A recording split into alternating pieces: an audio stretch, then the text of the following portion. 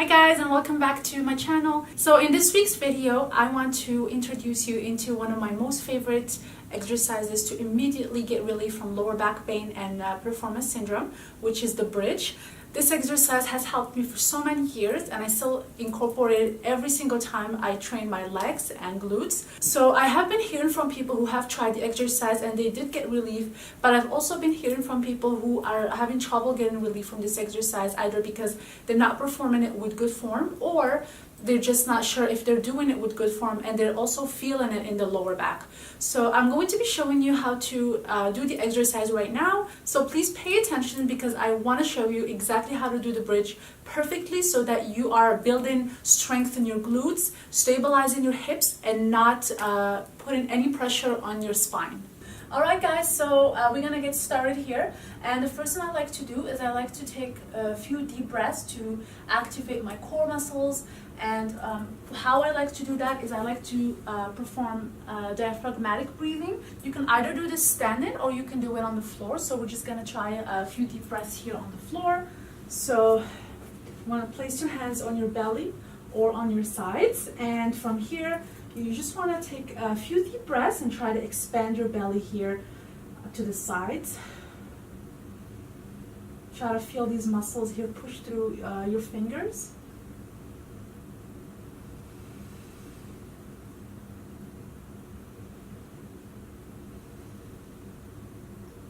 And when you do that also, try to create a brace here. So try to contract those muscles a little bit to create some resistance. And so after that, we're gonna bring our heels towards us. We wanna engage your glutes here, and then keep that brace in, glutes engaged, and then push through your heels up. So from here, we're gonna go up, and it should be really easy here. You shouldn't feel anything in your lower back. All of the tension should be in your glutes and your core, and back down. And one important thing here, you don't want to just collapse here. You want to keep that tension in, because if you're just collapsing, then you have to repeat the whole process again. So keep that tension in. Again, core engaged, glutes engaged, deep breath, and back up, and down. Up.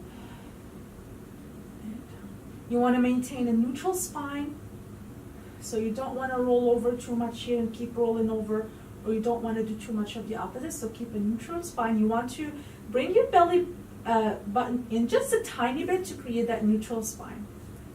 So if you are looking to add more resistance, so if this exercise is getting easier for you, which is a good sign, then you can add a resistance band. The good thing about resistance band is that if you've been having trouble activating the side glute muscles, and you are not able to do the exercises like the leg lift, like the side leg lifts, so this is a really cool alternative, because it really targets the side glute muscles when you do that. So you're literally strengthening the glute max, the side glute muscles, the core. It's an amazing exercise when you can really activate all muscles at the same time that actually like to move together.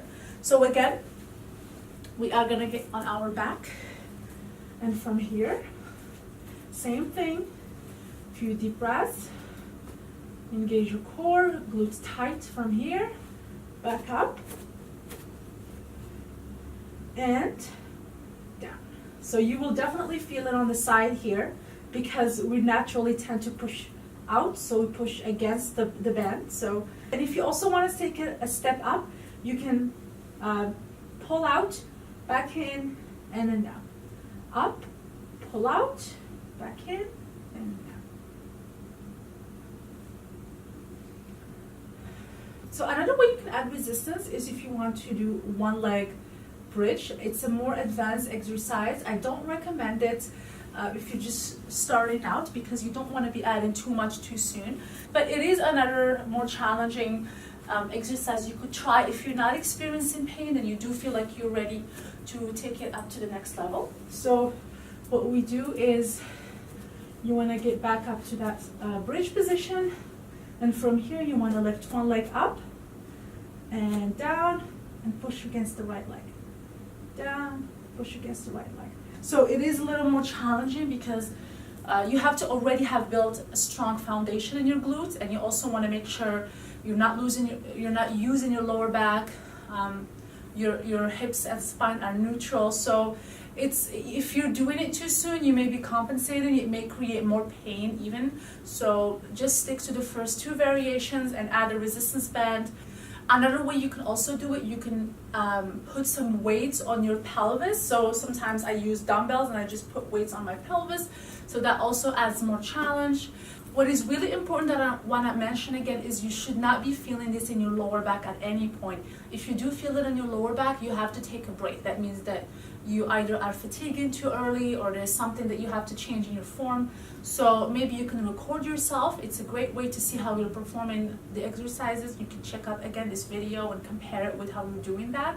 But it's so important to be doing things with proper form. It makes a huge difference and it can totally change your results. So that's it guys for this video. I really hope that you have learned some new tips when it comes to the bridge exercise. And if you guys have any questions about how to correct your form, or you want your feedback after you have tried this exercise, please let me know in the comment section below. I cannot stress enough how important it is to strengthen your core and your glutes.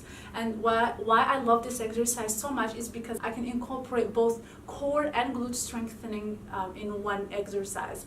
And also bear in mind that we spend most of our day sitting and just really inactive, and the core and the glute muscles, they do tend to go dormant and shut off for a while when they're not used. And when they're not used, that means that you're compensating with either other muscles or your lower back is acting up and it's doing the work. And we really don't want that. We want to have strong muscles, strong, intelligent muscles that are firing up every single time we need them to perform daily tasks. So thank you so much for watching, and I'll talk to you guys next time.